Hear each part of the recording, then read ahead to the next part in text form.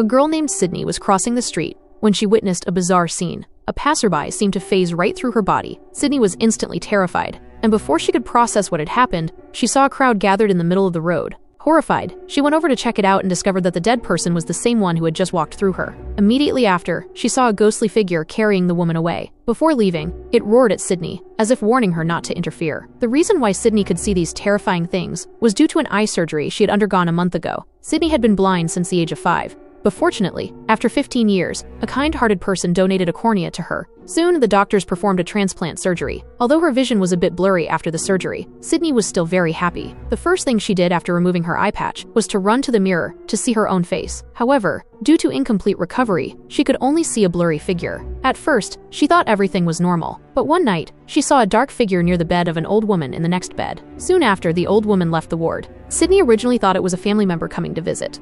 But upon closer thought, it was already 2 a.m., and she had called out to the old woman several times, without a response. Feeling uneasy, she followed the figure until it disappeared. At this point, she realized the old woman's figure was getting closer and closer to her, but when she tried to reach out and touch it, she found that there was no one around. The next day, Sydney woke up to see a nurse changing the bedsheets. Curious, she asked where the old woman had gone, and the nurse told her that the old woman had passed away the night before. Sydney felt a sudden chill down her spine. Could it be that the old woman's ghost was what she had seen yesterday? After that incident, Sydney's mental state was not very good. Fortunately, a little girl from the next bed often came to chat with her. Although the girl had leukemia, she was always very optimistic about her treatment, and the two naturally became good friends. When Sydney was discharged from the hospital, she took a photo with the little girl, which laid the groundwork for the subsequent plot. Sydney then returned to the orchestra under her sister's arrangement. Although she was blind, she was also a self-supporting violinist. However, when everyone in the orchestra was celebrating her return, Sydney felt a little uneasy, as she was still not quite used to all this. Moreover, since she was discharged from the hospital and returned home, she often felt like there were people passing by around her,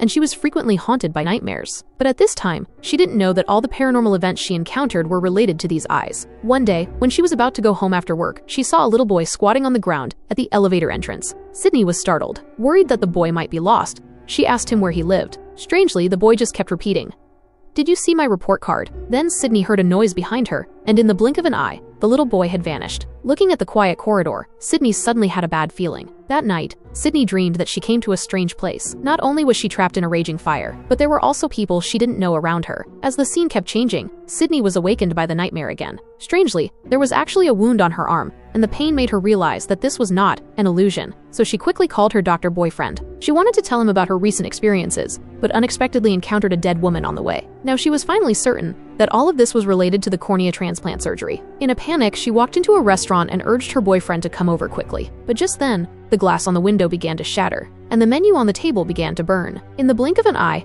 the restaurant's kitchen exploded, and before she could react, she found herself standing in the ruins. Fortunately, her boyfriend arrived in time. Sydney immediately told him about all these strange things. Just a minute ago, this was still a restaurant. She didn't know why it suddenly turned into ruins. Seeing her boyfriend looking at her with a puzzled expression, Sydney suddenly realized something. Sure enough, her boyfriend said that there had been a fire here a few days ago, and dozens of people at the scene had died. But hearing everything Sydney said, her boyfriend thought she might not have adapted to her surroundings yet, because she had just regained her sight. When she went home that night, Sydney met the little boy again, who repeated the same question, asking Sydney if she had seen his report card. But this time Sydney didn't want to get involved. She knew that what she saw was probably a ghost, so she pretended not to see it. But just as she was avoiding him, the little boy suddenly jumped off the tall building. Sydney wanted to stop him, but it was too late. Because of her injured arm, Sydney returned to the hospital. Late at night, the little girl came to her and told Sydney that she would be discharged soon. Sydney was happy to hear that. But just then, Sydney noticed a dark shadow standing beside the girl. She couldn't believe it was real, because the appearance of the shadow meant that the girl had already passed away. She followed the little girl but could only watch helplessly as the girl disappeared in front of her. Sydney couldn't help but cry, but there was nothing she could do. A few days later, Sydney's sister came to pick her up from the hospital and brought her a letter left by the little girl, along with their only photo together. But when she saw the woman in the photo, Sydney felt very strange. She asked her sister who the woman in the photo was. To her surprise, when she heard her sister say that it was herself, Sydney's face turned pale. She ran to the mirror to look at her own face, and then looked at the person in the photo. It turned out that since she had regained her sight, the face she had seen in the mirror was someone else. She had always thought that she was that face. At this moment, Sydney finally understood that the girl in the mirror was probably the owner of the cornea. So the next day, Sydney went to her boyfriend's place to look for information about the cornea donor. But as Sydney's attending physician, he thought it was inappropriate. And even if Sydney had a good reason, her boyfriend was still unwilling to reveal it. In the evening, when Sydney finished work and was about to go home, she pressed the elevator button and was about to go in when she saw an old man standing in the corner. Realizing that she might have encountered something unclean again, she subconsciously looked at the monitor and, sure enough, found that the old man was a ghost. Sydney was so scared that she didn't dare to go in. At this time,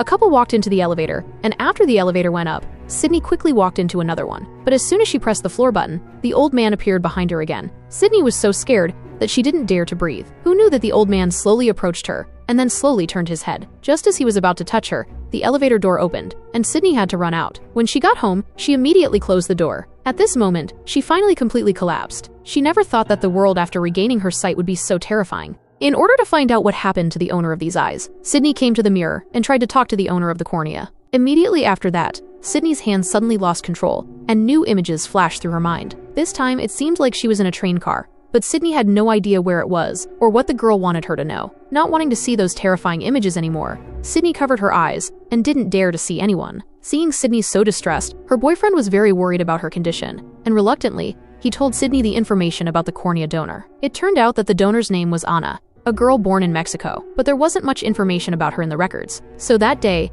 the two of them rushed to Mexico. According to her hospital records, Sydney and her boyfriend came to a rural farmhouse and saw some painted words on the wall. Sydney felt like she had seen it in her dream before. Afterwards, they inquired everywhere and finally found the girl's mother. At first sight of Sydney, the old woman recognized that those were her daughter's eyes. Then, she told Sydney her daughter's story. It turned out that her daughter, Anna, had a special ability since she was a child. She could foresee life and death, but because the town was very superstitious, they all treated Anna as a witch, and even the children often bullied her. However, while the old woman was speaking, Sydney saw a ghost appear behind her and realized that the old woman was in imminent danger. Sydney asked her boyfriend to call an ambulance quickly. Soon, the old woman suffered a heart attack, and her boyfriend and the old woman's family quickly sent her to the nearest hospital. Sydney walked into Anna's room and unexpectedly saw everything that had happened. That day, Anna rushed into the factory workshop and saw a strange figure behind everyone. She realized that something terrible was about to happen, so she told everyone that the factory was about to catch fire. But no one believed Anna's words and angrily drove her out. But the factory did catch fire,